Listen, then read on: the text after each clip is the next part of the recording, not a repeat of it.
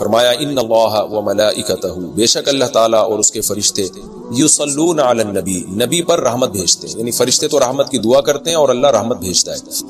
یا ایھا الذین آمنوا، اے لوگو جو ایمان لائے ہو، صلو علیہ، نبی پر خصوصی رحمت بھیجا کرو جس کو اردو میں درود کہا جاتا ہے، وسلموا، اور سلامتی بھیجا کرو، تسلیما، سلامتی بھیجنا، یعنی خوب سلامتی بھیجا کرو۔ تو یہ آیت جب اس آیت کی وجہ سے علماء نے یہ مسئلہ فقہاء نے بیان کیا ہے کہ زندگی بھر میں ایک مرتبہ درود بھیجنا ہر مسلمان پہ فرض ہے، کیونکہ اللہ نے حکم دیا ہے، اور الامر بشیء لا یقتضی التکرار، جب کسی بات کا آرڈر دیا جاتا ہے نا تو وہ ایک دفعہ کرنے سے وہ آرڈر پورا ہو جاتا ہے۔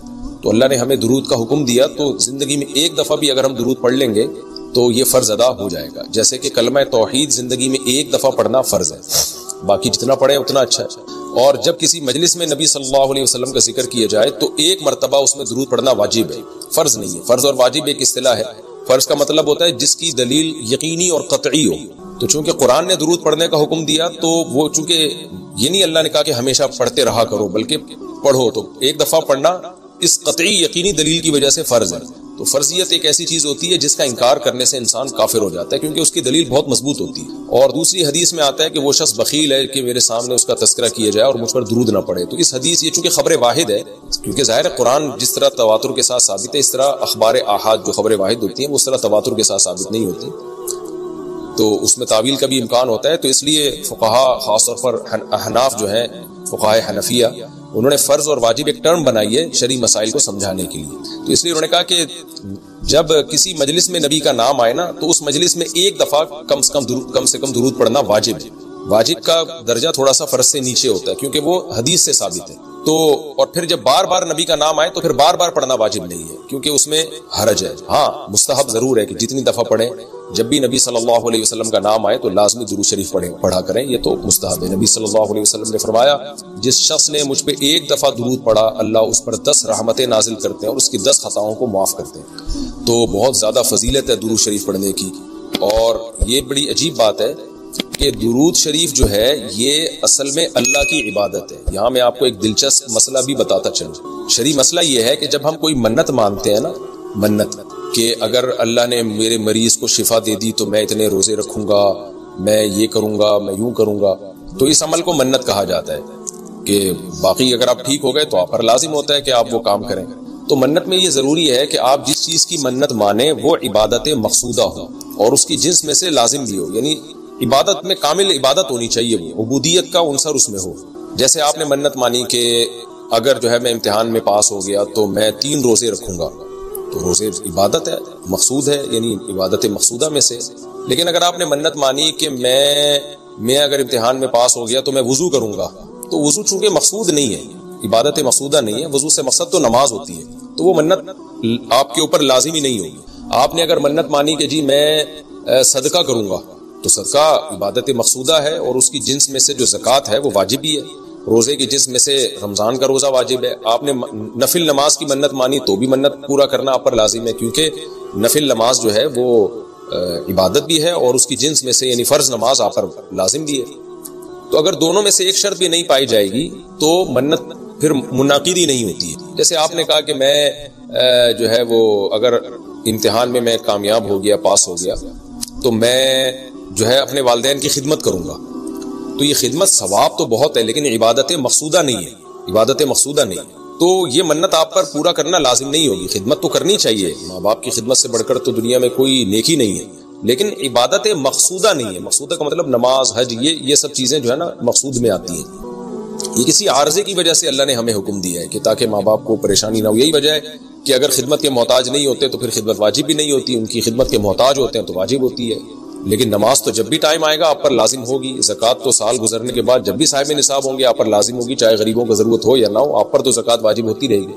تو اب علماء کا اختلاف ہوا ہے کہ اگر کوئی شخص درود شریف کی منت مانتا ہے تو کیا اس پر درود شریف کی منت پوری کرنا لازم ہے؟ تو بعض علماء نے کہا کہ نہیں، کیونکہ درود شریف بھی عبادت مقصودہ میں سے نہیں ہے۔ اس کی پہلے میں اور آسان مثال دیتا ہوں، جیسے تلاوت۔ علماء کہتے ہیں اگر کوئی یہ منت مانتا ہے کہ اگر میں امتحان میں کامیاب ہو گیا تو میں 3 پارے تلاوت کروں گا، تو یہ منت پوری کرنا بھی واجب نہیں ہے، کیونکہ قرآن پڑھنا بہت زیادہ ثواب تو ہے لیکن عبادت مقصودہ نہیں ہے، بلکہ مقصد قرآن سے کیا ہے کہ آپ کا دل بنے اور آپ کو آخرت کی یاد تازہ ہو، آپ کو شرعی حکام کا علم ہو، ثواب بہت ہے. ہر ثواب کا کام اصطلاحی عبادت نہیں ہوتا، خوب سمجھ لیں. عبادت کی بھی دو قسمیں ہیں، ایک عبادت ٹرم ہے، اصطلاح ہے، اور ایک عبادت مجازن. ہم عبادت ہر اچھے کام کو عبادت کہتے ہیں، اس لحاظ سے تو کھانا کھانا بھی عبادت ہے اگر آپ کی نیت اچھی ہے اس سے. لیکن ایک ہوتی ہے مقصود عبادت، تو مقصودہ عبادت میں سے نہیں ہے. ثواب بہت ہے قرآن کی تلاوت کرنا، اللہ سے محبت کی علامت ہے. بغیر سمجھ کے پڑھنا بھی بہت بڑی نیکی ہے، قرآن بغیر سمجھ کے پڑھنا بھی. لیکن قرآن کی تلاوت کی منت جو ہے وہ منعقد نہیں ہوتی. تو اسی طرح اب یہ اختلاف ہوا ہے کہ اگر کوئی درود شریف کی منت مان لیتا ہے کہ اگر میں امتحان میں کامیاب ہو گیا تو میں 100 دفعہ درود شریف پڑھوں گا، تو کیا یہ منت پوری کرنا واجب ہے یا نہیں؟ تو بعض علماء کہتے ہیں کہ واجب نہیں ہے. وجہ اس کی ہے کہ درود شریف عبادت مقصودہ نہیں ہے، کیونکہ درود شریف کا مقصد تو یہ سید الانبیاء محمد صلی اللہ علیہ وسلم سے محبت کا اظہار، یہ نماز روزے کی طرح نہیں. لیکن راجح قول یہ ہے جس پہ فتویٰ دیا گیا ہے کہ یہ منت پوری کرنا واجب ہے، کیونکہ درود شریف عبادت مقصودہ ہے، اور عبادت مقصودہ ہے اور اس کی جنس میں سے واجب بھی ہے، فرض بھی ہے. تو فرض کیسے ہے؟ کیونکہ قرآن نے ہمیں حکم دے دیا. اب زندگی میں ایک دفعہ درود شریف پڑھنا فرض ہو گیا. یہ مسئلہ تو آسانی سے سمجھ میں آ گیا کہ فرض کیسے. یہ ایک سوال پیدا ہوتا ہے عبادت مقصودہ کیسے ہے؟ نبی صلی اللہ علیہ وسلم کی تو عبادت جائز ہی نہیں ہے. اس کا بڑا دلچسپ جواب دیا حضرات فقہا نے کہ درود شریف اصل میں اللہ کی عبادت ہے جو ہم اللہ کو خوش کرنے کے لیے کرتے ہیں، کیونکہ اللہ نے ہمیں آرڈر دیا ہے. اور اس میں عبادت کا عنصر، عبادت کہتے ہیں جس کی جو ہے وہ جس میں عبودیت کا عنصر ہو، آپ بطور غلام جو کام کر رہے ہو، جس میں آپ کو لاجک پوچھنے کی بھی اجازت نہیں ہوتی. جیسے 5 نمازیں فرض ہیں نا، کیوں فرض ہیں؟ لاجک کی ہمیں حکم نہیں، ہم نے پڑھنی ہے. روزہ فرض ہے، اس کی حکمتیں اللہ نے بیان کی، لیکن وہ حکمتیں نہ بھی ہو تو روزہ رکھنا پڑے گا. تو درود شریف بھی عبادت مقصودہ میں سے ہے، اس لیے کہ اللہ نے ہمیں حکم دیا تو ہم اللہ کو خوش کرنے کے لیے اللہ کی غلامی کے طور پر پیغمبر پر درود بھیجتے ہیں. اس سے درود شریف کی اہمیت بہت زیادہ بڑھ جاتی ہے، اور اس میں بہت ساری حکمتیں حاصل ہو جاتی ہیں کہ ہم اللہ کو راضی کرنے کے لیے، کیونکہ اللہ نے ہمیں حکم دیا ہے، جیسے نماز کا حکم دیا، زکوٰۃ کا حکم دیا، اللہ نے کہا کہ تم یہ عبادت کرو گے میری، یہ ہوگی میری، کیونکہ دعا عبادت ہے. دعا میں کیا ہوتا ہے؟ ہم اللہ سے بھکاریوں کی طرح مانگتے ہیں. تو اللہ نے کہا اور دعائیں تم مانگو نہ مانگو، یہ والی تو اسپیشلی تم پہ فرض ہے. ایک تو الاطلاق دعا مانگنا ہے نا، لیکن اسپیسیفک کوئی مخصوص دعا مانگنا تو فرض نہیں ہے. لیکن یہ والی دعا مانگنا ہم پہ اللہ نے فرض کیا ہے کہ تم نے پیغمبر کے لیے رحمت کی دعا کرنی ہے، یہ تم پہ فرض ہے، یہ مجھے خوش کرنے کے لیے فرض ہے. تو یہ عبادت ہے، لیکن اللہ کی عبادت ہے اور نبی کے لیے دعا ہے. تو اس سے درود شریف کی اہمیت بھی بہت بڑھ جاتی ہے، اور ہمیں سید الانبیاء صلی اللہ علیہ وسلم کی اہمیت کا بھی پتہ چلتا ہے کہ اللہ نے پیغمبر پہ درود بھیجنے کو اپنی عبادت قرار دے دیا ہے.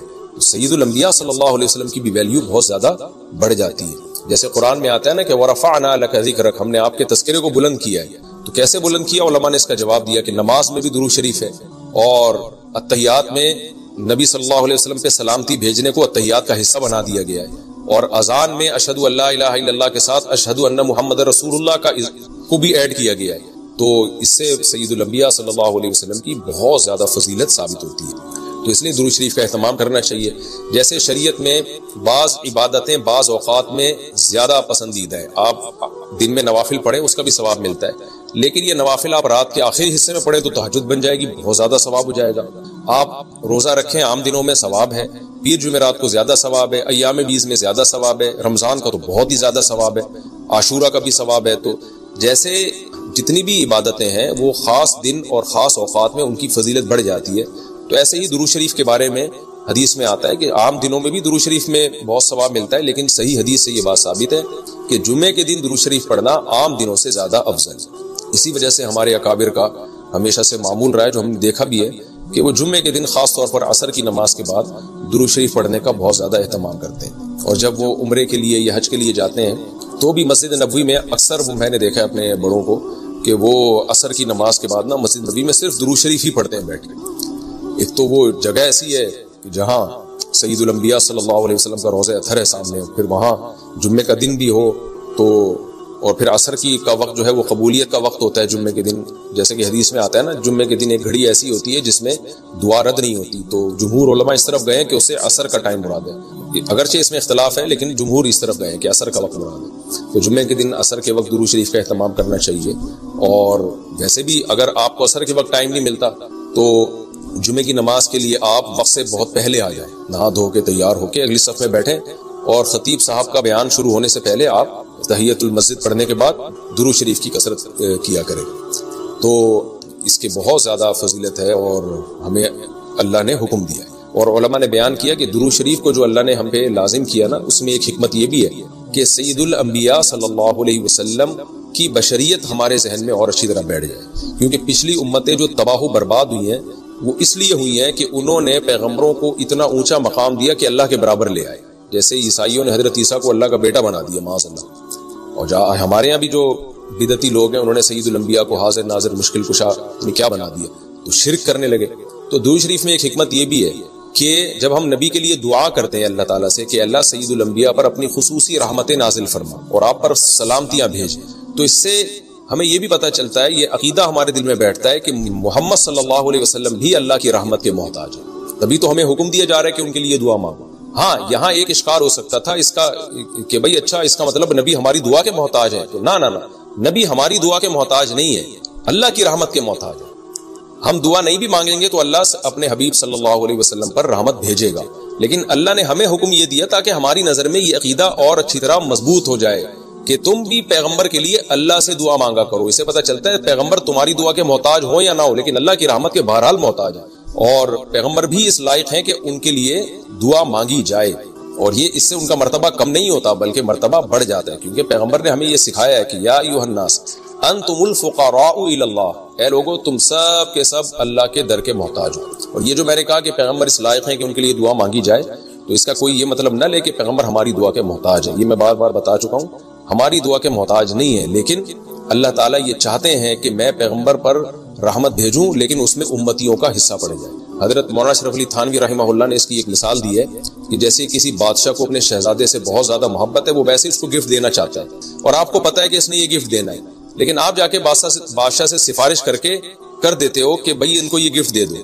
اس میں آپ کا مقصد یہ ہوتا ہے کہ بادشاہ نے تو کرنا ہی ہے، تو بادشاہ کے دل میں ہمارا مقام بھی بڑھ جائے گا کہ دیکھو جو کام میں چاہتا ہوں تو یہ بھی مجھ سے وہی چاہتا ہے، اور اس سے نبی صلی اللہ علیہ وسلم سے بھی آپ کا تعلق بڑھ جائے گا، اور یعنی جو شہزادہ ہے نا اس سے بھی تعلق بڑھ جائے گا آپ کا. تو جب ہم اللہ سے دعا مانگتے ہیں نبی کے لیے تو ہمارا اللہ کا ریلیشن بھی بڑھتا ہے، اس سے اللہ خوش ہوتا ہے کہ دیکھو میرے حبیب کے لیے یہ بھی مجھ سے کہہ رہے ہیں رحمت بھیجنے کا، اور سید الانبیاء سے بھی ہمارا تعلق بڑھ جائے گا. قیامت کے دن یہ چیز سفارش میں معاون اور مددگار ہو سکتی ہے. ان الذين يؤذون الله ورسوله، بے شک وہ لوگ جو اللہ اس کے رسول کو تکلیف پہنچاتے ہیں. اللہ کو تو ظاہر ہے کوئی تکلیف نہیں پہنچا سکتا، یہاں بھی مجازاً اس کو تکلیف سے تعبیر کیا، اللہ کے احکام کی نافرمانی، اور یعنی اللہ نے اپنے رسول کی تکلیف کو اپنی تکلیف قرار دیا ہے. لعنهم اللہ فی الدنیا والآخرہ، ان پر دنیا اور آخرت میں لعنت ہوتی ہے، کیونکہ منافقین یہی کام کر رہے تھے نا. میں نے بتایا کہ سورت کا حاصل یہی ہے، اس میں اہم مضمون یہی بیان ہوا ہے. وَأَعَدَّ لَهُمْ عَذَابًا مُهِينًا، اور اللہ نے ان کے لیے ذلت والا عذاب تیار کر کے رکھا ہے. وَالَّذِينَ يُؤْذُونَ الْمُؤْمِنِينَ وَالْمُؤْمِنَاتِ، اور وہ لوگ جو مومنین اور مومنات کو تکلیف دیتے ہیں، عام مسلمانوں کو تکلیف دیتے ہیں، بِغَيْرِ مَكْتَسَبُوا، بغیر اس کے کہ جو انہوں نے کمایا، یعنی ایسے کاموں کو ان کی طرف منسوب کر کے تکلیف دیتے ہیں جو کام انہوں نے کیے نہیں، پروپیگنڈا کرتے ہیں، بدگمانیاں پھیلاتے ہیں.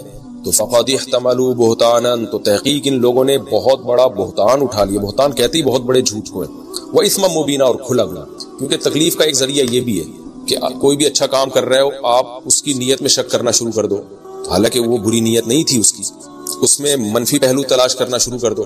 مجھے کسی نے کل کہا کہ بھئی ایک صاحب ہیں جو دین کی تبلیغ کر رہے ہیں اور یوں بائکوں پہ بیٹھ کے شو مار رہے ہیں. میں نے کہا بھئی یہ ضروری نہیں کہ شو مار رہے ہو، وہ نوجوان طبقے کو اپنے قریب کرنے کے لیے ہو سکتا ہے یہ کر رہے ہو کہ نوجوان طبقہ اسی طرح سے بائکوں کے ذریعے قریب آ جائے گا. تو دل کی حالت تو کسی نے نہیں دیکھی نا، تو ہم فوراً کسی کے عمل کو نیگیٹو کیوں لے کے چلے جاتے ہیں. تو اس میں بہت احتیاط کی ضرورت ہوتی ہے کہ آپ نے کسی کی طرف وہ عمل منسوب کر دیا جو وہ کر نہیں رہا. آپ نے کہہ دیا کہ یہ شو مار رہا ہے، حالانکہ وہ نہیں شو مار رہا. آپ نے کہہ دیا وہ دکھلاوا کر رہا ہے، حالانکہ اس کی نیت دکھلاوا کی نہیں ہے. تو ہماری سوسائٹی میں یہ بہت ہے. تو اللہ نے اس پہ بھی پابندی لگائی کہ جو کسی بھی طرح سے ایمان والے مرد اور عورتوں کو تکلیف دیتے ہیں. ہمارے حضرت کیا فرمایا کرتے تھے کہ جب بیٹھو تو 10 دفعہ استغفار، گناہوں کی معافی، 10 دفعہ درود شریف. پھر کیا کرنا ہے؟ یہ بہت اہم اس میں سبق ہے، اس لیے میں یہ بتا رہا ہوں کہ کیا یہ ہمیں نصیحت کرتے تھے. پھر کیا کرنا ہے؟ یہ مراقبہ کرنا ہے کہ جب تک کسی باغیچے سے جھاڑیوں کو صاف نہ کیا جائے، پھول بوٹے اس میں پیدا نہیں ہوتے، تو جب تک دل میں دنیا کے جو گٹر اور دنیا کے محبت کے جو گٹر ابل رہے، اس کو گٹر ہی کہا کرو. دنیا مردار کی محبت کی کیا یہ گٹر ہیں. دنیا مردار کی محبت کے گٹر یہ جب تک بند نہیں ہوں گے اللہ کی محبت کے چشمے نہیں پھوٹیں گے. ایک ہی سوراخ سے گٹر کا پانی بھی نکل رہا ہو اور چشمہ بھی نکل رہا ہو. کبھی دیکھا آپ نے؟ بولو نا کیا ہو گیا بھائی؟ جس سوراخ سے چشمے نکلتے ہیں ان سے گٹر کے پانی نہیں نکلتے، اور جن سوراخوں سے کراچی میں تو الحمدللہ یہ مثال سمجھانے کی ضرورت ہی نہیں ہے، ہر سوراخ سے گٹر کا پانی نکل رہا ہے۔ تو کبھی آپ نے دیکھا چشمے ابلتے ہوئے کراچی میں؟ تو جس دل میں دنیائے مردار کے گٹر کا پانی ابلتا ہو، اس دل میں اللہ کی محبت کے چشمے نہیں پھوٹ سکتے۔ تو یہ حضرت فرماتے تھے یہ مثال سوچیں۔ کیوں سوچیں؟ آگے بتا رہا ہوں میں، پھر ایک اور مثال سوچیں، اور یہ ہمارے سب اکابر بتاتے رہے ہیں، صرف ہمارے حضرت کی بات نہیں ہے۔ دوسری کیا مثال؟ کہ جب سفید کپڑوں کو نیل لگایا جاتا ہے اس میں چمک پیدا کرنے کے لیے، تو پہلے میل کچیل کو صاف کیا جاتا ہے، ڈائریکٹ نیل نہیں لگا دیا جاتا ورنہ عجیب سا لگے گا۔ پہلے اس کا میل اتارا جاتا ہے، اس کے بعد اس میں برائٹنس پیدا کرنے کے لیے، اٹریکشن پیدا کرنے کے لیے، اس گند اور میل کچیل کو دور کرنے کے بعد پھر اس کو نیل کے پانی میں ڈبویا جاتا ہے، پھر کیسا اجلا اجلا اور چمکتا ہوا نظر آتا ہے وہ۔ تو جب تک دل میں اللہ کے غیر کی محبت کا گند صاف نہیں ہوگا، اللہ کی محبت کے نیل سے دل چمکدار نہیں ہو۔ یہاں تک کھوپڑی شریف میں بات آ گئی ہوگی میرا خیال ہے۔ پھر حضرت فرماتے تھے پھر اس کے بعد کیا کرنا ہے؟ ابھی تو یہ سوچنا ہے نا، سوچنے کے بعد کیا کرنا ہے؟ پھر اس کے بعد قبلہ رخ بیٹھ کے لا الہ الا اللہ کی ضرب لگانی ہے۔ آپ لوگ یہ کام نہ شروع کر دیں، وجہ میں بتاؤں گا آخر میں۔ لا الہ کرتے ہوئے کیا کرنا ہے؟ دائیں طرف سر کو لے کے جانا ہے، اور توجہ یہ کرنی ہے کہ دل سے لا الہ کا مطلب کوئی معبود نہیں، کوئی محبوب نہیں، کوئی بھی نہیں ہے۔ دل سے کیا کرنا ہے؟ سب کو نکال کے باہر الا اللہ، پھر واپس گردن کو لانا ہے اور دل پہ چوٹ مارنی ہے، کس کی؟ الا اللہ، لا الہ الا اللہ، لا الہ الا اللہ، کوئی نہیں ہے، صرف کون ہے؟ اللہ۔ تو اس کوئی نہیں میں نا یہ سارا گند نکالنا ہے۔ یہ گاڑی بھی نہیں ہے، یہ بنگلہ بھی نہیں ہے، یہ پیسہ جس پہ رالیں ٹپکتی رہتی ہیں ہر وقت، اور کسی کو کوئی معشوق ہو اس کو بھی نکال دو اسی بہانے، موقع اچھا ہے، پاگل ہو رہا ہے اس کے پیچھے، اپنی صحت خراب کر رہا ہے، اپنا ایمان خراب کر رہا ہے۔ تو لا الہ دل سے باہر، الا اللہ صرف کون؟ اللہ۔ جو بار بار یہ ذکر ہوتا ہے نا، لا الہ الا اللہ، لا الہ الا اللہ، لا الہ الا اللہ، لا الہ الا اللہ، لا الہ الا اللہ، آہستہ آہستہ ذہن بننا شروع کہ میرا معبود اور میرا محبوب کون ہے؟ الا اللہ، بس اللہ ہے۔ اس پہ میرا خیال ہے کسی کو علمی لحاظ سے اشکال ہو سکتا ہے، بھائی اس حدیث، اس ذکر کا اور اس اسٹائل کا قرآن و سنت میں کوئی ثبوت؟ اس ذکر کا تو ہے لا الہ الا اللہ کا، اس اسٹائل کا تو کوئی ثبوت نہیں ہے۔ تو خوب سمجھ لیں کہ بطور علاج جب کوئی چیز کی جاتی ہے نا، اس کو تصوف میں شغل کہا جاتا ہے۔ ایک ہوتا ہے ذکر، ایک ہوتا ہے شغل۔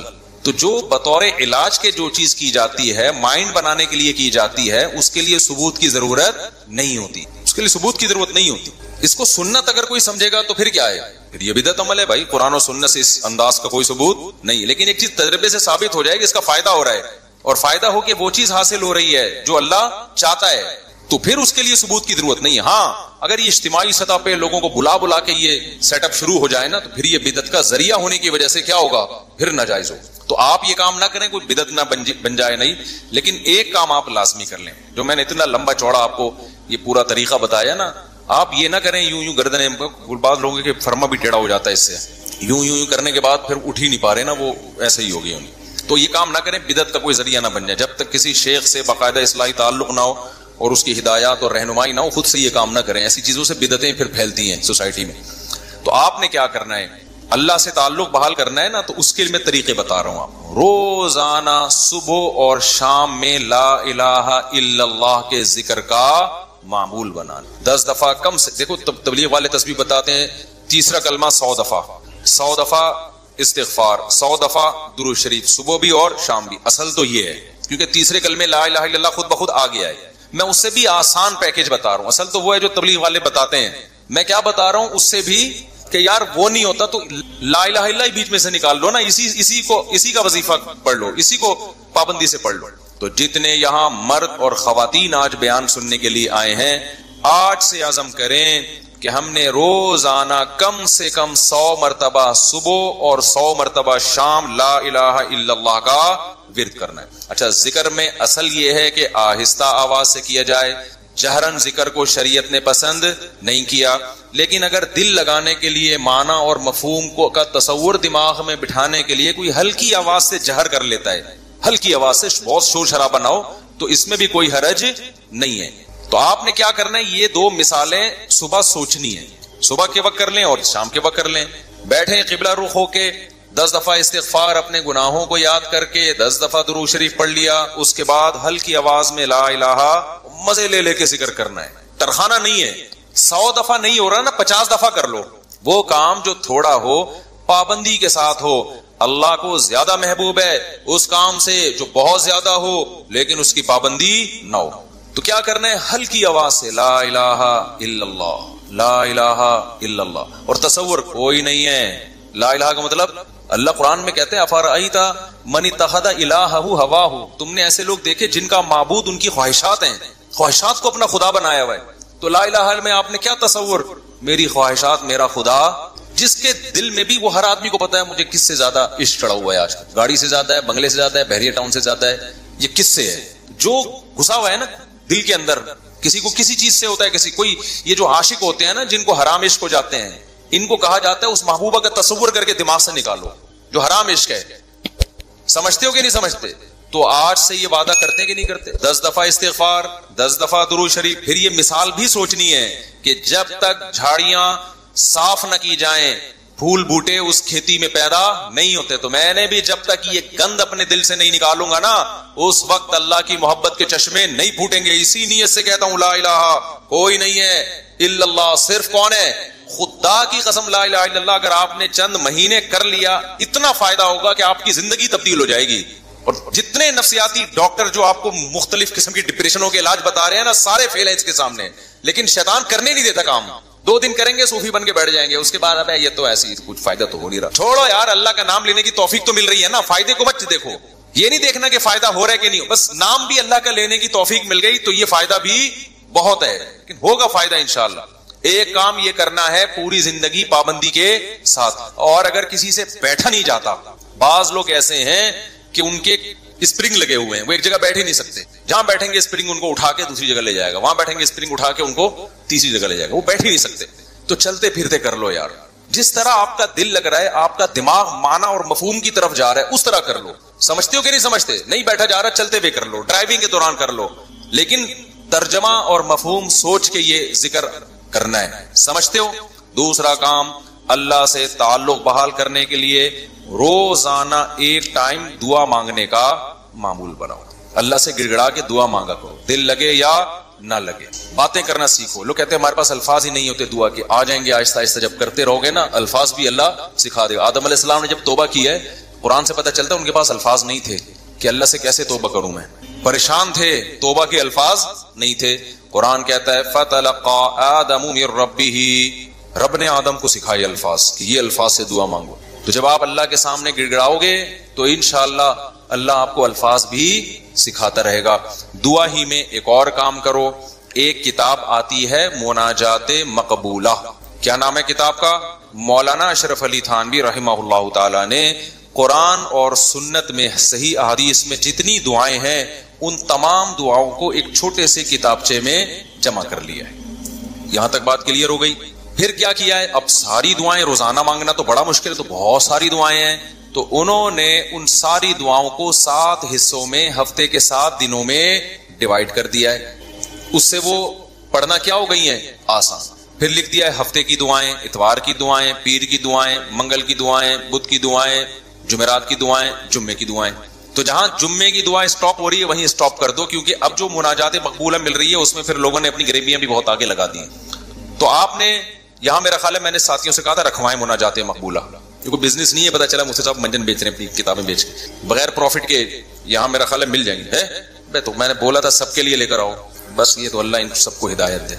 کل سے میں چیخ رہا ہوں کہ لوگ زیادہ ہوں گے, مناجات مقبولہ بہت زیادہ تعداد میں ہونی چاہیے تاکہ سب لوگ خریدیں. جی چلیں, آپ یہاں 150 ہوں گے اعتکاف والوں کے لیے, لیکن کسی کو فری پھوکڑ میں نہیں دینا ہے. فری والا کام ہمیشہ اس کا کوئی فائدہ نہیں ہوتا, پیسے خرچ کر کے لینی ہے, کوئی پروفٹ نہیں ہے. باقی لوگ بھی نوری ٹاؤن سے بھی ملتی ہے, ہر جگہ سے مل جاتی ہے, ٹھیک ہے نا. وہ کتاب خواتین بھی رکھیں, مرد حضرات بھی گھر میں رکھیں. اس سے فائدہ کیا ہوگا, ویسے الگ سے بھی دعا ہاتھ اٹھا کے اخپل طریقے سے مانگیں, رٹے رٹے الفاظ نہ ہو, آپ کے اپنے الفاظ ہوں. اور دوسرا اس دعا کو بھی روزانہ پڑھنے کا معمول بنائیں. اس سے فائدہ کیا ہوگا؟ اس میں قرآن و سنت کی جتنی دعائیں، پیغمبروں کی دعائیں ہیں، اللہ نے جو دعائیں ہمیں خود سکھائی ہیں، وہ ساری ایک ہفتے میں آپ مانگ لو گے. تو یہ کوئی کم فضیلت ہے؟ بہت بڑی فضیلت ہے.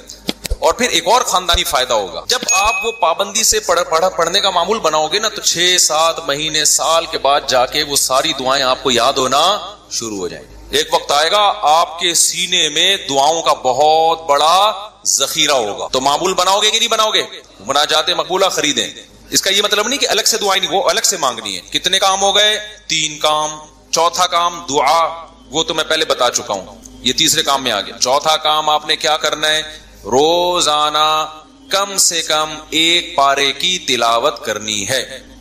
موبائل سے جان چھوٹے گی نا، لوگ کہتے ہیں پھر بھائی سارا دن موبائل میں لگے رہتے ہیں، تو موبائل نہیں ہو تو کیا کریں؟ تو یہ کام کریں گے تو پھر تھوڑا بہت موبائل کے لیے وقت بھی آپ کو مل جائے گا. تو پہلے اپنے آپ کو اچھے کام میں بزی تو کریں نا. تو کیا کرنا ہے؟ روزانہ 1 پارہ قرآن کی تلاوت. اگر آپ اٹک اٹک کے پڑھتے ہیں، 1 پارہ پڑھنا بہت مشکل ہے، تو ٹائم کر لیں آپ کہ میں روزانہ آدھا گھنٹہ قرآن مجید کی تلاوت کروں گا. یہ بھی مشکل لگ رہا ہے تو زیادہ فنٹر بننے کی ضرورت نہیں ہے، آپ کہیں 25 منٹ کروں گا. یہ بھی مشکل لگ رہا ہے تو کوئی بات نہیں، 20 منٹ پہ لے آئیں. یہ بھی مشکل لگ رہا ہے 15 منٹ پہ لے آئیں. یہ بھی مشکل لگ رہا ہے آپ پہلے صرف 10 منٹ میں تلاوت کروں گا. کوئی ٹینشن کی زیادہ کے چکر میں نہ پڑیں. شیطان کیا کہتا ہے؟ تو بہت نیک آدمی، یہ 10 منٹ سے کیا ہوتا ہے؟ سارا مسئلہ یہاں سے خراب ہوتا ہے. آپ 10 منٹ بیٹھ جاؤ قرآن لے کے. وہ 10 منٹ جو پابندی کے ساتھ ہو، اس 2-3 گھنٹے کی تلاوت سے بہتر ہے جس میں 2 دن بہت بڑا ولی اللہ بنا ہوا ہے، اس کے بعد مارکیٹ سے شارٹ ہو گیا. آئی بات سمجھ میں؟ تو روزانہ کیا کرنا ہے؟ تلاوت کا معمول بنانا ہے. کتنے کام ہو گئے؟ 4. 5واں کام کیا کرنا ہے آپ نے؟ دیکھو قرآن میں تہجد کی اتنی زیادہ فضیلت اللہ نے بیان کی ہے نا، کہ ایسا لگتا ہے کہ جو جنت میں جائیں گے وہ تہجد تو پڑھتے ہی ہوں گے لازمی. یعنی قرآن سے ایسا لگتا ہے، کہیں بھی ایسا نہیں ہے کہ جنتیوں کی صفت بیان کی اور تہجد کا اس میں تذکرہ نہ ہو. تو ہمت کر کے نا رات کو 2 سے 4 رکعتیں کم از کم پڑھنے کا معمول بنا لو. اور اس 4 اور جو دعا کرو گے نا، وہ اسی 4 رکعتوں کے بعد، وہ جو ایک معمول میں نے بتایا نا دعا کا، کیونکہ سب سے زیادہ قبولیت کا وقت کون سا ہے؟ رات کا آخری سے. تو ہماری خواتین کو بھی ان چیزوں کا اہتمام کرنا چاہیے اور ہمارے مردوں کو بھی. آپ دیکھنا انشاءاللہ زندگی میں آہستہ آہستہ زبردست تبدیلی آنا شروع ہوگی، سکون آنا شروع ہوگا گھروں میں، اطمینان. ایک دم سے نہیں ہو جاتا سب کچھ، تھوڑا سا اللہ سے کنیکشن بحال ہونا شروع ہوگا. اور یہ تو ہے، یعنی یہ فرائض واجبات کے بعد کی بات کر رہا ہوں. اور دوسرا جو اللہ کے مخلوق کے حقوق ہیں، ان میں سب سے بڑا حق یہ ہے کہ مخلوق پہ پیسہ خرچ کیا جائے. انگریزوں والے اخلاق سے کچھ بھی حاصل نہیں ہوتا. لوگ تعریفیں کر دیتے ہیں بہت اچھے. گورا کیا کرتا ہے؟ مسکراتا بہت ہے، وہ کبھی غصہ نہیں آئے گا اس کے. اچھی بات ہے، یہ کوئی بری چیز نہیں ہے. روکڑا نکلتا اس کی جیب سے. بات آ رہی ہے سمجھ میں؟ ابے بھائی بس یہ کہہ کے بیان ختم کر رہا ہوں. گورا پتہ ہے کیا ہے؟ بہت اچھا ہے. کیوں؟ جب آپ سے ملے گا نائس ٹو میٹ یو، آپ سے مل کے مجھے خوشی ہوئی. جب بات کریں گے مسکرا کے، اچھی بات ہے. حدیث میں آتا ہے مسکرا کے بات کرنا صدقہ. کبھی کسی سے لڑیں گے نہیں اور بڑے تمیز سے سب کچھ. روکڑا نہیں نکلتا گورے کی جیب سے. آپ جو دیکھ رہے ہیں بل گیٹس وغیرہ بہت زیادہ پیسہ ان کے پاس ہے، تو یہ جو کر رہے ہوتے ہیں نا، یہ ان کے چونی اٹھنی ہوتی ہے. سمجھتے ہو؟ یہ جو اتنا ٹرسٹ میں دے رہے ہوتے ہیں، یہ ان کی چونیاں اٹھنیاں ہیں. تو اٹھنی نئی جنریشن کو تو اٹھنی کا مطلب ہی نہیں پتا کیا ہوتی ہے. نئی جنریشن جو ہے نا کچھ دنوں میں کہے گی کہ ہمارے ابا نا، ابے تو غریب آدمی، صرف 5000 کا نوٹ تجھے جیب خرچی میں ملتا ہے، تجھے شرم نہیں آتی؟ 5000 کی یہ ویلیو ہونے والی ہے تھوڑے دنوں میں. تو خیر، اللہ تعالیٰ نے ہمیں حکم دیا ہے وفی اموالہم حق للسائل والمحروم، ان کے مالوں میں جو ضرورت مند لوگ ہیں ان کا حق ہے. ایسے صدقات و خیرات کیا کرو جیسے گورا ٹائم پہ ٹیکس دیتا ہے. ان کے یہاں ٹیکس کی بڑی ویلیو ہے. اچھا شہری ہے، ٹیکس میں ڈنڈی نہیں مارتا. ہم ٹیکس بھی دیں گے لیکن ہم اپنے رشتہ داروں پہ، غریبوں پہ، ضرورت مندوں پہ ایسے تجوریوں کا منہ کھولیں گے کہ گویا یہ اللہ کی طرف سے ہم پہ ٹیکس ہے. کنجوسی ختم کرو معاشرے میں. زکات دیتے ہوئے جان نکل رہی ہے، حالانکہ کتنی تھوڑی سی زکات ہے یار، کتنی تھوڑی سی زکات. بیٹیوں کے نام ہو رہا ہے زیور تاکہ زکات نہ دینی پڑے. خوشی خوشی دو یار. سال میں ایک دفعہ ایک اسلام کا رکن ادا کرنے کا موقع مل رہا ہے، اس سے بڑھا کے دیا کرو. 2.5% ہے، ہم 5% دیں گے جی. غریبی اللہ بھی تو ہمیں ضرورت سے زیادہ دے رہا ہے کہ نہیں دے رہا؟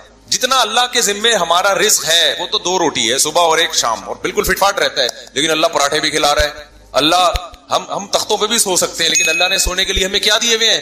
گدے دیے ہوئے ہیں. ہر چیز ہمیں اللہ نے، ایک جوڑا ہمارا گزارے کے لیے کافی ہے جو 70 کو ڈھانپ لے. لیکن پیٹیاں کھولو، پوٹلوں کے پوٹلے نکل کے گریں گے نیچے. تو میرے بھائی اللہ کیا ہمیں ترسا ترسا کے دیتا ہے؟ ہماری ضرورت سے کئی گنا زیادہ. تو جب اللہ ہم سے مانگتا ہے تو ہمیں بھی چاہیے اللہ کے لیے اپنے ہاتھ کو کھلا رکھیں. تو جتنے خواتین یہاں بیٹھی بیان سن رہی ہیں, جتنے مرد ہر مہینے معمول بنائیں, کچھ نہ کچھ اماؤنٹ پابندی سے صدقہ کریں گے, اور اپنے بچوں کو سکھائیں. گے بچوں کو پتہ ہے آج کل کیا سکھایا جا رہا ہے؟ بیٹا پیسہ جو ہے نا, اس پہ کبھی کمپرومائز نہیں کرنا.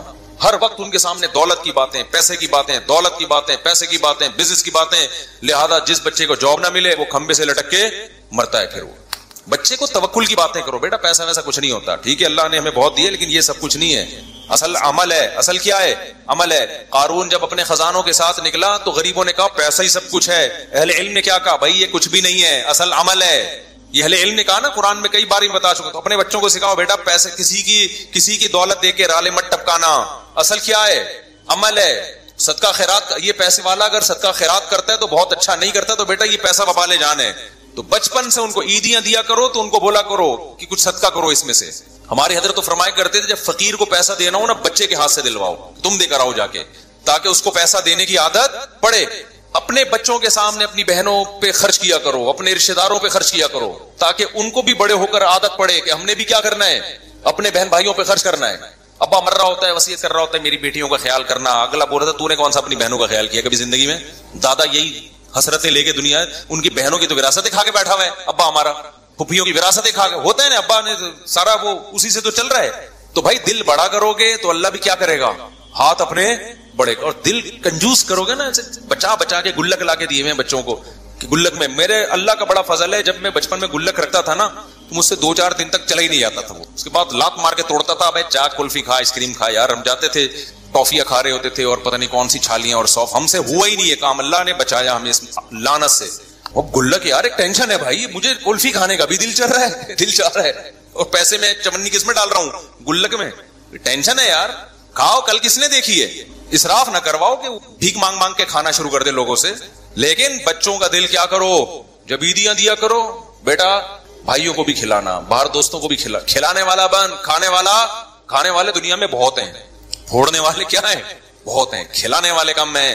اللہ کی عادت کھانا ہے یا کھلانا ہے, تو اللہ کو پسند بھی کون ہے, کھلانے والے. اور خوب سمجھ لو, زیادہ سے زیادہ غریب ہو جاؤ گے نا, لوگ کہتے ہیں بھائی غریب نہ ہو جائیں, حدیث میں آتا ہے سب سے بہتر صدقہ وہ ہے تأمل الغنا و تخشى الفقر, جس صدقے میں تمہیں ڈر لگے کہ کل میں غریب نہ ہو جاؤں, اور صدقہ نہ کرنے میں امیدیں ہوں کہ مالدار ہو جاؤں گا. اس کنڈیشن میں جو صدقہ کیا جائے گا وہ کیا ہے, سب سے بہتر. تو ایسا نہ ہو کہ حاتم طائی کی قبر پہ جا کے لات مار دیں اور سب چیریٹی کر کے کل بھیک مانگنے آئے مجھ سے چندہ.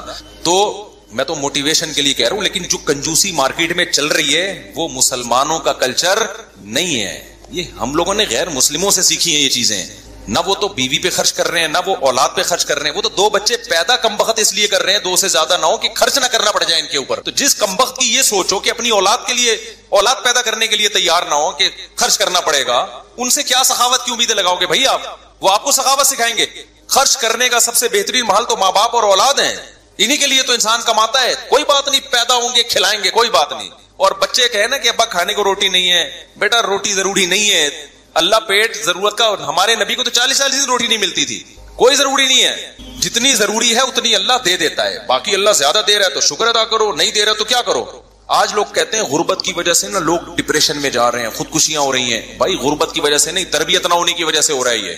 پہلے بھی غریب ہوتے تھے لیکن مائیں سکھاتی تھی, باپ سکھاتے تھے, بیٹا آج روٹی ہے ٹھیک ہے, اور نہیں ہے تو کیا ہے, صبر کرو. میں ایک واقعہ سنا کے بس بیان کو سمیٹتا ہوں. ایک بزرگ کا واقعہ ہے کہ ان کے پاس نا ایک طالب علم پڑھا کرتا تھا. پہلے زمانے میں کیونکہ وسائل بہت کم ہوتے تھے دینی مدرسوں کے پاس, طلبہ بہت سے بھوک میں پڑھتے تھے. تو ایک طالب علم تھا, وہ اب کبھی مدرسے میں روٹی مل رہی ہے کبھی نہیں مل رہی. تو وہ بزرگ تھے, وہ بھی اسی کے ساتھ جب بھوکے رہتے, جب روٹی ہے تو ٹھیک ہے, بھوکے نہیں ہے تو کھا لیا, چلو جی روٹی ہے تو کھا لیا. امام ابو یوسف جو امام ابو حنیفہ کے شاگرد ہیں نا, پتہ نہیں کتنے سال انہوں نے صرف دہی اور سوکھی روٹی پہ گزارا کیا ہے, پھر جا کے علم حاصل کیا ہے. اگر اس طرح کے ان کو تربیت دی جاتی کہ کامیاب وہ ہے جو پراٹھے پھوڑ رہا ہے اور یہ کھا رہا ہے, تو وہ ابو یوسف تھوڑی بنتے. پھر وہ قاضی القضاء, اسلامی دنیا کے جو سب سے پہلے مسلمان جج تھے نا, سب سے بڑی آبادی پہ, وہ امام ابو حنیفہ کے شاگرد ابو یوسف رحمۃ اللہ علیہ تھے. وہ پیڑے کھا کے نہیں بنے ہیں, وہ سوکھی روٹیاں کھا کے. مولانا طارق جمیل صاحب کی آج لوگ عیش و عشرت دیکھتے ہیں, کئی مہینے ابلے ہوئے چاولوں پہ گزارا کیا ہے. تو وہ جو بزرگ تھے نا ان کے شاگرد نے کیا کہا, جب کھانا ہوتا نا تو وہ کھلا دیتے, جب کھانا نہیں ہوتا تو وہ بزرگ کہتے کہ بیٹا آج ہم اللہ کے مہمان ہیں, آج ہم کیا ہیں, آج اللہ کھلائے گا. مطلب ہے کہ کوئی کھانے کا انتظام اللہ کھلائے گا, کہ یہ مطلب ہوتا ہے کہ کوئی انتظام, بس اللہ تسلیاں دے گا, یعنی صبر کی توفیق دے. تو ویسے ہی ہوتا ہے. ایک دن وہ بیچارہ بیٹھا ہوا تو اس نے پوچھا کہ کھانا ہے, انہوں نے کہا ہاں ہے. تو وہ طالب علم رونے لگا. یہ تربیت کی بات بتا رہا ہوں آپ کو, آج کل یہ تربیت نہیں ہے. بزرگ نے کہا بیٹا آج تو کھانا ہے, آج تم رو کیوں رہے ہو؟ انہوں نے کہا کہ استاد جی آپ جب یہ کہتے تھے نا آج ہم اللہ کے مہمان ہیں, اس میں جو لذت تھی وہ کھانا کھانے میں نہیں تھی, کیونکہ آج اللہ کے لیے جب صبر کرنا پڑتا ہے تو اس کا اپنا مزہ ہے نا. روزے میں بھی تو ہم بھوکے پیاسے رہتے ہیں, لیکن اس کا ایک لطف ہے. یہ کس کے لیے رہتے ہیں؟ یہ اللہ کے لیے رہتے ہیں. ویسے کوئی ہمیں بھوکا پیاسا ذرا رہ کے تو ڈاکٹر کیا کہ تھک گئے, کم کھاؤ, کم کو مانتا ہے, خود ڈاکٹر نہیں مانتا اپنی بات. ادھر میں بیٹھا ہوا تھا, میں طلبا کو نا یہاں لڑکوں کو سمجھا رہا تھا, دیکھو بریانی یا شریانی یعنی پھوڑا کرو, ایکچولی ہماری ڈائٹ یہ ہونی. میں بہت زبردست کھانا آیا, میں نے بھی پھوڑ دی بیٹھ کے. مجھے خود یاد نہیں تھا کہ میں ابھی تھوڑی دیر پہلے نصیحتیں کیا کر رہا تھا, ابھی پرسوں کی بات ہے. تو یہ مجھے کہنے لگے آپ تو سمجھا رہے تھے یہ کھاؤ. میں نے کہا بھائی اس تقریر کو الگ رکھ, کھانے کے بعد دوبارہ ہم اس پہ ڈسکس, ابھی بھوک لگ رہی ہے پھوڑنے تھے. تو بھائی جو سمجھا رہا ہوتا ہے وہ بھی پھوڑتا ہے, ڈاکٹر خود پھوڑ رہے ہوتے ہیں. لیکن کیسے اللہ کے کہنے پر یار اللہ ہمیں توفیق دیتا ہے. پورا مہینہ کھانا پینا ایسا جام ہوتا ہے, ایک قطرہ حلق میں پانی کا نہیں اترتا. یہ خدا کے حکم کے بغیر ممکن نہیں ہے. تو اس کا اپنا ایک سکون ہے, ایک لذت ہے اس میں. ٹینشن تھوڑی اتنی انسان پال سکتا ہے, اس میں ایک خاص لذت ہے. کہ کس کے لیے یہ اللہ کے لیے ہے. تو یہ جو میں نے آپ کو معمولات بتائے ہیں, کوشش کریں گے نا اس پر عمل کرنے کی. صدقہ بھی کرنا ہے, خیرات بھی کرنا ہے, اور خواتین نے بھی خیرات کرنا ہے. نبی صلی اللہ علیہ وسلم نے خواتین کو الگ سے حکم دیا کہ تم صدقات و خیرات کی کرو اور اس آگ سے بچو جس سے بچنے کا اللہ نے حکم دیا. اب خواتین کہیں گے ہم کہاں سے صدقہ خیرات کا معمول بنائیں؟ بھائی آپ صدقہ خیرات کا ایسے معمول بنائیں کہ اگر کوئی پاکٹ منی شوہر کی طرف سے ملتی ہے اس کو تھوڑا بچا لیا کریں کہ بھائی اتنا میرا ہے, باقی کیا کرنا ہے. یا اگر کوئی سورس آف انکم ہے اس میں سے کچھ خاص کر لیں. یا یہ بھی نہیں ہے, کچھ بھی نہیں مل رہا, تو نبی صلی اللہ علیہ وسلم نے فرمایا جو عورت شوہر کے پیسے صدقہ کرے شوہر کی اجازت سے, اپنے پاس صدقے کے لیے کچھ بھی نہیں ہے, شوہر سے یہ کہے کہ میں نے فلاں کو صدقہ کرنا ہے, میرے پاس پیسے نہیں ہیں, آپ مجھے اتنے پیسے دے دو تاکہ مجھے صدقے کا ثواب مل جائے. شوہر انسان کا بچہ تھا, اتفاق سے اس نے بھی کچھ پیسے نکال کے بیگم کو دے دیے کہ چل بھائی تیرے پاس نہیں ہے تو میں تجھے دے دیتا ہوں. تو نبی نے فرمایا کہ شوہر کو بھی مکمل ثواب ملے گا صدقے کا, اور عورت کو بھی مکمل, حالانکہ پیسہ عورت کا خرچ نہیں ہو رہا ہے. سمجھتے ہو کہ نہیں سمجھتے ہو؟ تو اس لیے بھائی اس صدقات و خیرات کا معمول بناؤ, اس کی عادت ڈالو. یہ چند معمولات ہیں جو ہم نے پورے سال